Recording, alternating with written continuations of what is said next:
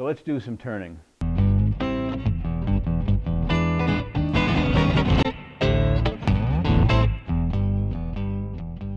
As with all power tool demonstrations, this video contains techniques that may not be safe for some users. Do not attempt to use any techniques unless you're certain they're safe for you. Here's my sample baluster. I designed this on paper and then I turned the sample to make sure it looked okay. I'm going to put it right here so I can look at it so I know what I'm turning. And I'll be turning most of these details by eye. It'll take me 5 or 6 balusters until I've got the details memorized. These are the balusters for an addition on a 200-year-old home. It's a 2-story stair. I've got to make 180 of them, so I better get going. Anytime you're copying something freehand, you need some help to make each baluster be very close to the same as the previous one. So I use not a full template, but a card. And here's how I make it. I have a piece of thin plywood here. On one side, I'm going to mark off the height of the bottom square. And I'll draw a square line along here.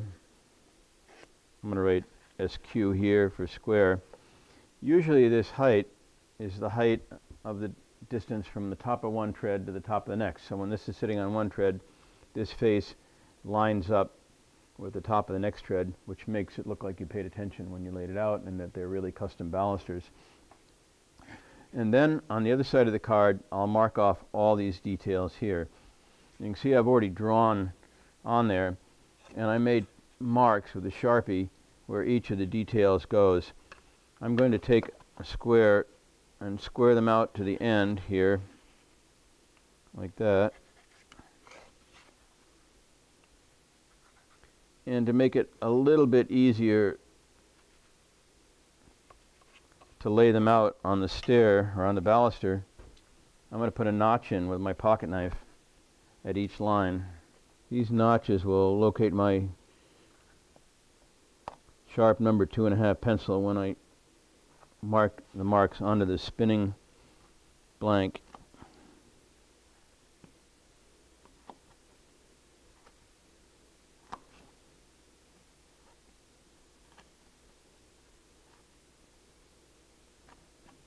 Just like that.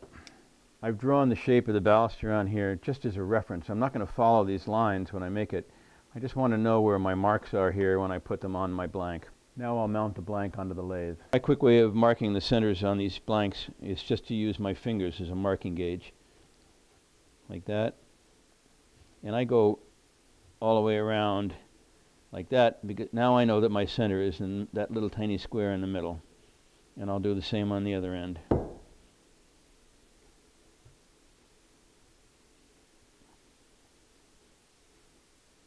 Then I'll punch a center mark with my awl. Let's mount this on the lathe.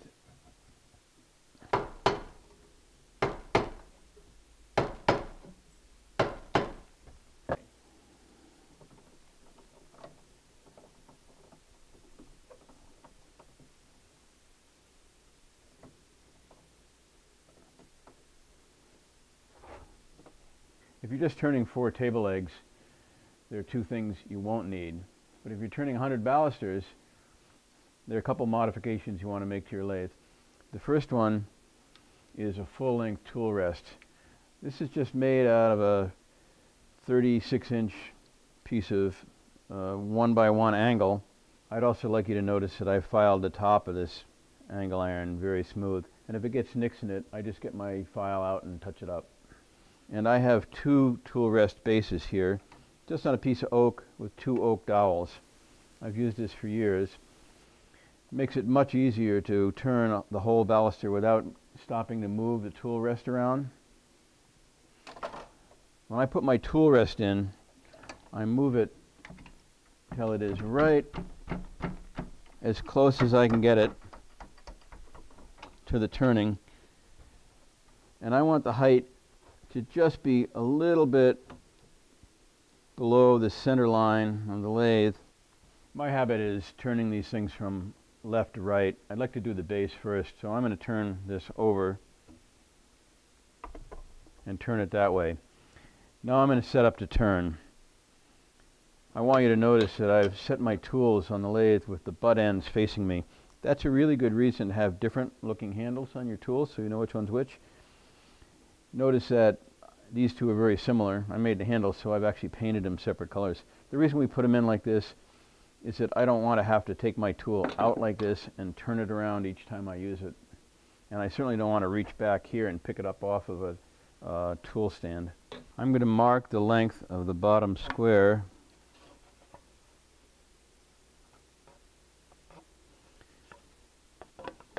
And draw a square line.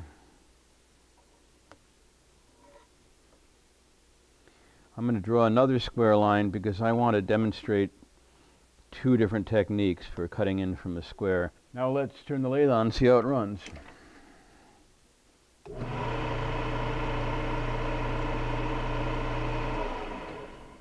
I'm going to show you two techniques for cutting in from a square. The first one I'll do here, and then we'll do the final one here. And the first one is cutting in with a skew. Pay attention to this. It's a little hard to follow. See this line on the skew? That little short line? That line has to be perpendicular to the baluster at all times. So I'm going to start without it touching the lathe, touching the work, and I'm going to turn the lathe on when I do this, and I'm going to roll it up like this, keeping this line perfectly square to the axis of this. You'll see how I do it. This actually acts as a scraper, and this does the cutting. When the heel begins to get buried, I'm going to put the skew down for a minute, and I'm going to take the roughing out gouge out and clear a little bit away so the heel doesn't get jammed by the edge.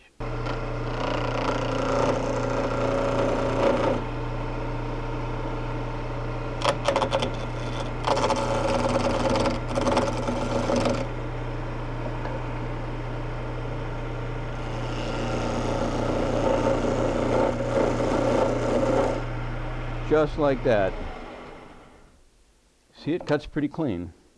Here's how we do it with a parting tool.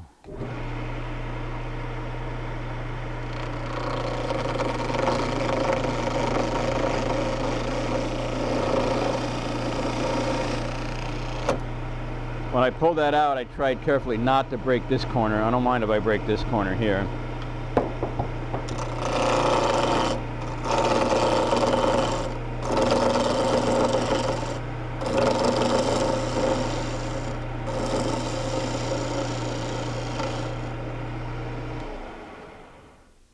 And that's pretty crisp too. Here's how you use a rough-in tool. Pay attention. What I'm doing is I'm keeping the tool as far up this way as I can. I just have it just low enough so it cuts. So the bevel of the tool is actually resting on the wood as it goes around. This is important. This is one of the most important things about this system turning. Always keep the bevel of the tool on the work. This helps support the chisel and helps support the work. The other rule is always cut when you can the same way you would as if the lathe was off. I want to keep turning this until I've eliminated all the flat. Here's how I test to see if it's round. Not round.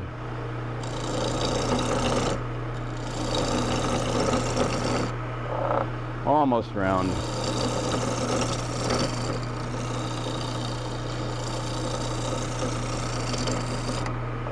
That's round. Here's the other modification I want you to make to your lathe. You should build a steady rest. This looks like a little cast iron thing, but it's actually just plywood, and these are just roller skate wheels. But we need to support the baluster in the middle to keep it from whipping around. You could probably already hear it vibrating a little bit. That'll prevent that.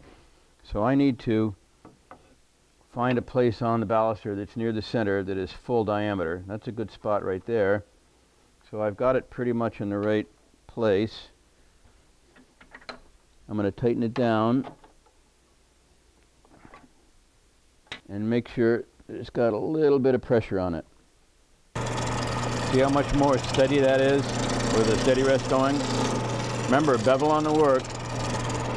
If the bevel is on the work there, I'm pushing hard and it's not doing anything, just making it more stable. Just lift it up enough to cut, and here we go.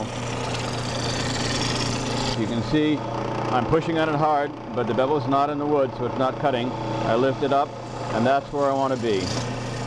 Just a tiny bit above where it's not cutting. Just a tiny bit up there. I'm actually steadying the work by pushing it on it with the bevel of the chisel.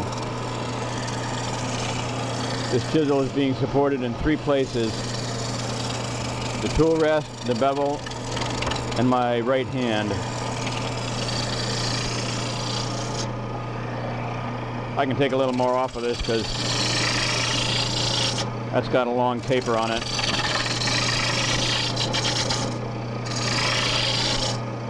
All right. Now I'm going to set my calipers, and I'm going to set them in the order that I make the calipers, from left to right, because I always turn from left to right. My first one is going to be set at the diameter of my large land, and I made these 2 large lands the same diameter to limit the number of calipers I need. My second one is going to be the diameter of my small land, and once again I made this land and this land the same. My third caliper is going to be for the small diameter here, which is pretty much the same as the small diameter there. I set these a little big of the size because I want to leave some room for sanding. Now my last caliper is for the pointy end of the baluster, the top end. This one has to be done especially carefully because this goes into a hole on the underside of the handrail. So I'm going to set it here, but I'm going to double check it. And I'm going to double check it with my dial caliper. That's got to be exactly 7/8 because I'm using the 7/8 bit, and I want it to be 7/8 plus nothing minus a 64th. It's got to be very, very accurate. Okay, ready to mark the calipers.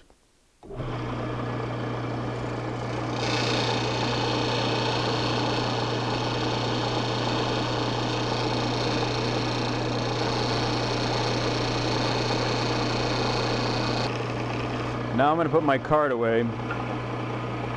From now on, I'm going to refer to the sample baluster for the shapes that I'm making, and I'll make the actual shapes by eye. Now I'm going to part to the correct diameters.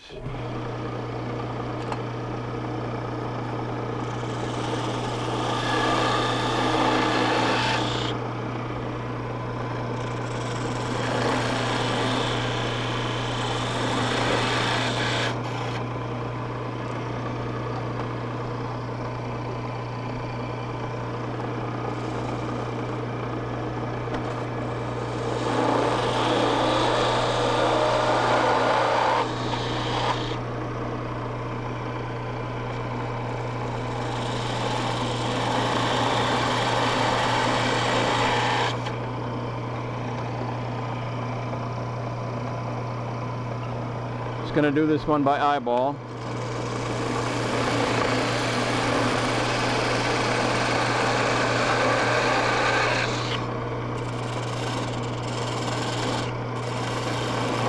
Same with this one.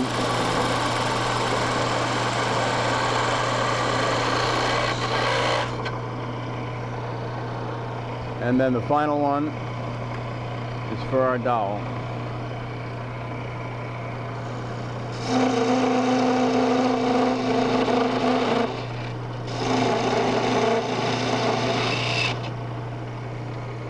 Now it's time to do some magic carving. I usually start and make the convex shapes with my small skew. I keep the bevel on the work and I roll them right around the shape. I can knock some stock off of here while I'm in the area. And I can cut this curve here. Remember, I'm doing all the convex shapes as I go along. And I'm glancing up here to make sure I'm making a similar, making the correct cut.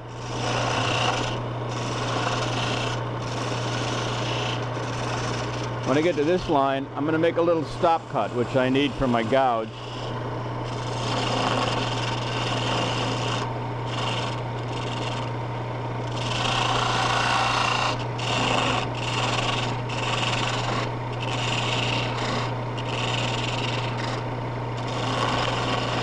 I'll waste that down, make a stop cut for my gouge, waste that down, make a stop cut for my gouge, and I'll make a stop cut for my gouge. Now I'm ready to go to my small gouge.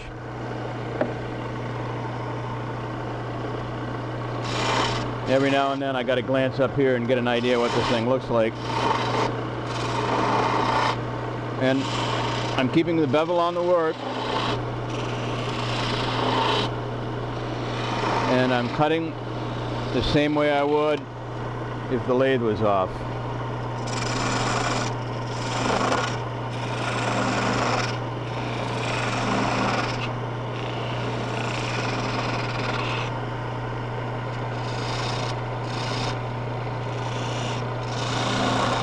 I catch that edge in the stop cut right there so I don't slide backwards.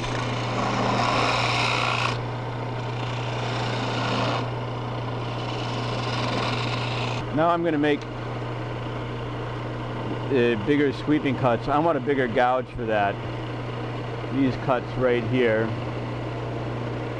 So I'm going to use my 1/2 inch gouge.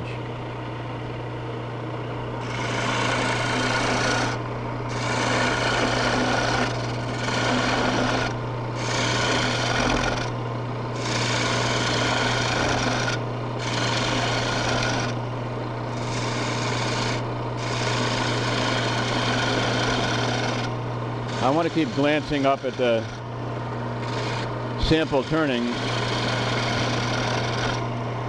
just to make sure that I'm making the right shape.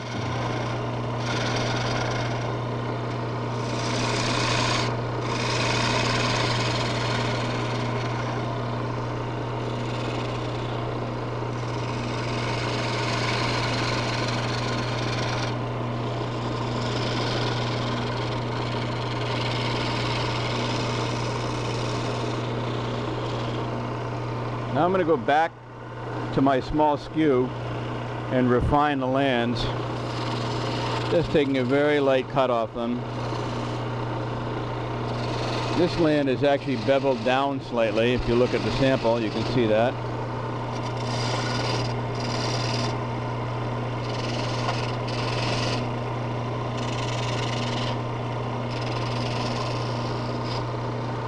And I'm going to take my small gouge and refine these coves a little bit too.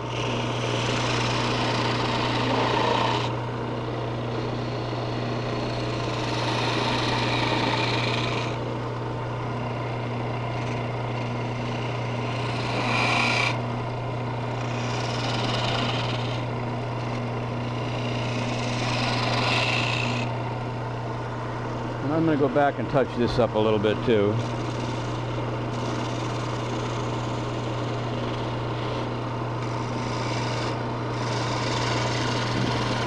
As I get used to the shape, after I've done the first 10 or so, this will all come much more natural and I won't have to think about it quite as much.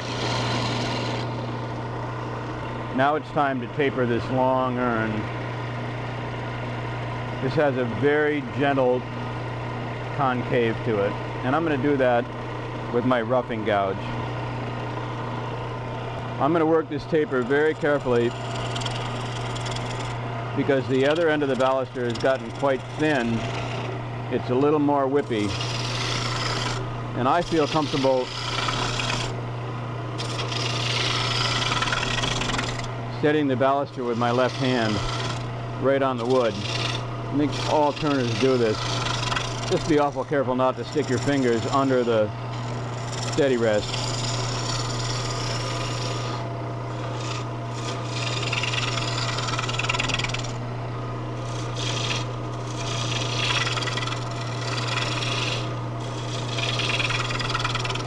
Remember, the bevel is on the work.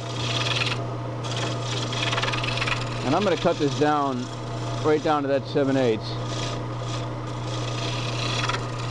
And I'm going to carry that dimension in a couple inches like this because this baluster could be used in a situation where part of it's cut off. And I want it to be 7/8 for at least 3 or 4 inches.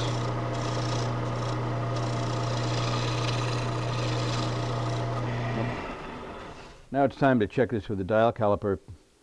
I always check with the lathe off because it's a little tough on the dial caliper when it's going. So we're right on the money, and I'm not going to take anything else off of this end. Let's finish this off with a big gouge, and then we'll do some sanding.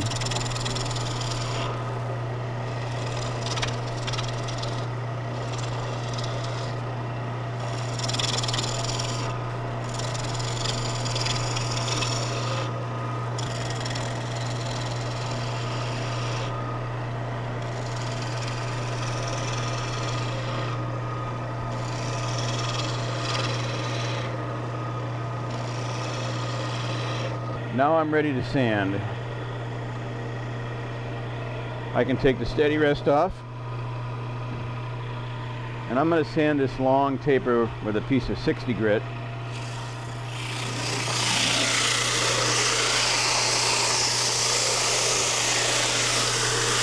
I do this because it's quite hard to get the taper perfect with the gouges. It won't take long to do it with this coarse sandpaper.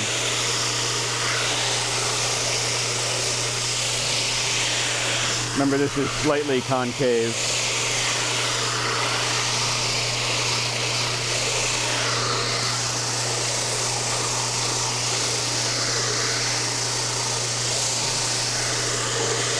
Alright, now we're ready to finish sand. Now I can sand with 80 grit. And I don't need a big piece of sandpaper for this. I'm just getting the 60 scratches off of here.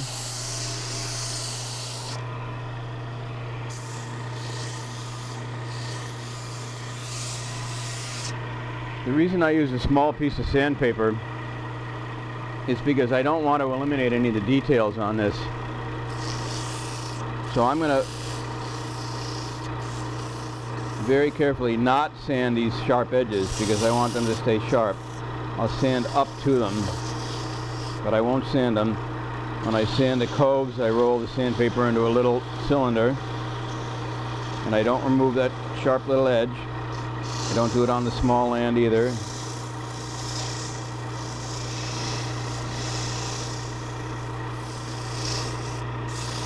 I don't do it on this edge right here. I'm very careful to preserve that sharp edge.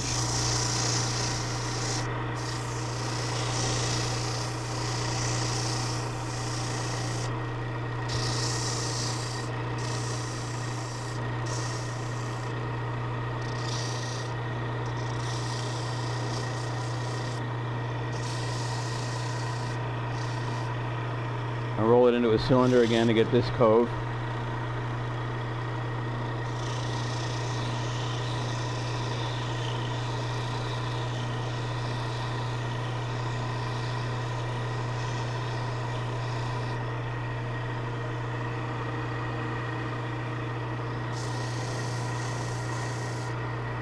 Now I go to 120 grit. And if this is going to be painted, 120 is as far as I'm going to go. With maple, especially with 180 grit, it's almost too smooth to hold paint. But if we have a natural finish on here, a stain finish, I'll definitely sand to 180.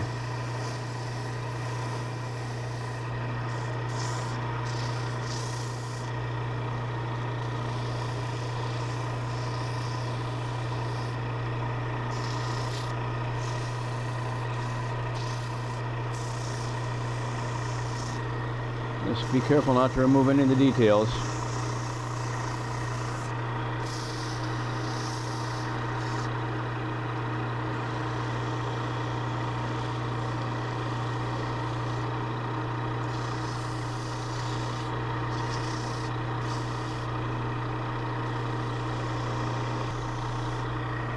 Let's see how it looks.